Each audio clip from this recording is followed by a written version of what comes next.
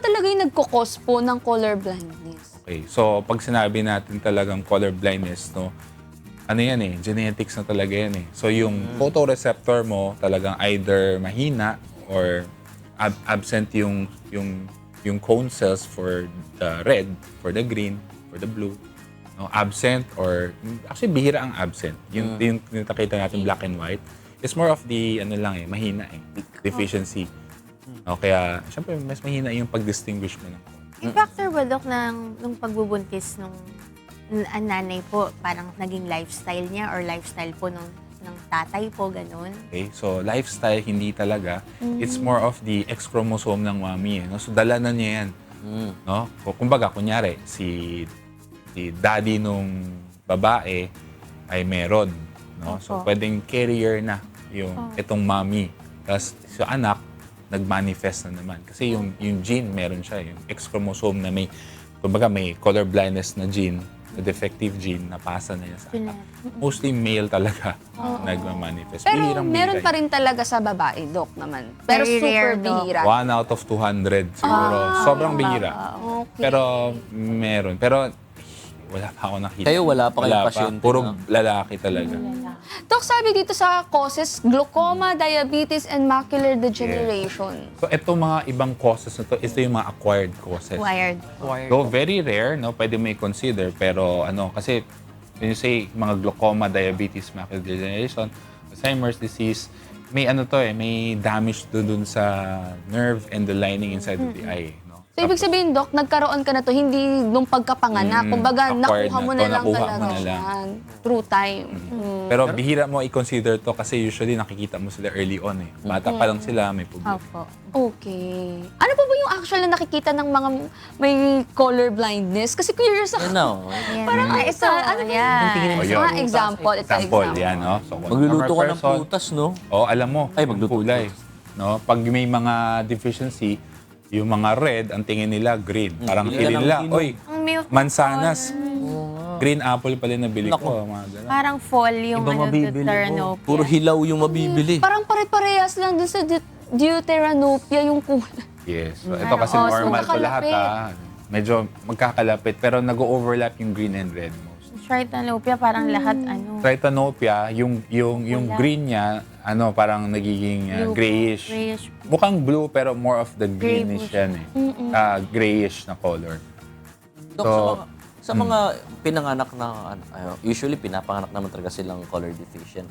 Meron pa ba silang predisposed na kunyari, may iba pang mga sakit sa mata na mag-develop or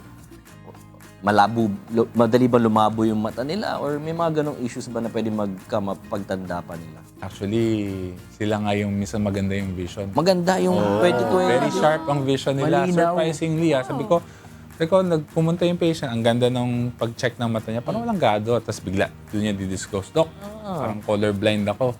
Pero nakita mo, ang gaganda talaga ng vision nila. So, usually wala namang kaakibat na ibang problema. Pero syempre, pwede pa rin. Pero mostly nakikita ko kasi young ones, yung mga gusto pa lang magtrabaho, gusto mag-train, no? So, magaganda pa yung vision nila eh. Doc, wala, ang linaw ng mata ko, pero Kulay lang colorblind talaga. ako. Usually, Dok, saan sila masyadong nahihirapan po? Bukod syempre po sa pag-distinguish ng colors, ganun po. Actually, yun lang naman. Sa Yun lang activity. talaga. Mga stoplight, diba? Hirap po sila. Yung hindi na alam kung magsa-stop na sila. Titingnan nila yung ilaw daw pag nag-yellow na. Uy, Kaya nga. medyo alam nila, yung gumitna na yung ilaw, alam nila, either mag-change na yan. Or Yung bawal sila sa positioning, unahan ng Oo. linya. Alam niya pag nasa taas, red. Kasi, tapos may natanong din ako, ano ba yung nakikita mo? Kunyari yung puno. Oh, Dok, tingin ko sa puno, gray eh. Parang gano'n lang, walang kulay. Parang pale. So, minsan kinakausap ko rin. Tinatanong ko rin, ano ba yung tingin mo? Kasi syempre, mahirap i-explain kapag hindi ikaw yung nandun sa situation. Diba? May nakikita sila para sa'yo, ay, gray? Eh, green ang tingin ko eh. Hirap nga mag-explain ng color na Mahirap something na hindi talaga. pa nila nakita na kulay.